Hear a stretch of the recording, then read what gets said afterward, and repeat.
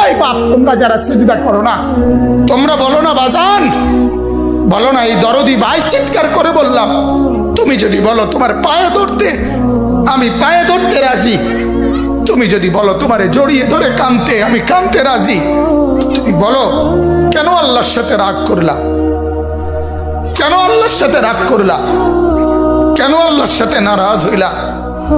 কেন সিজদা কপালে জুটলো না?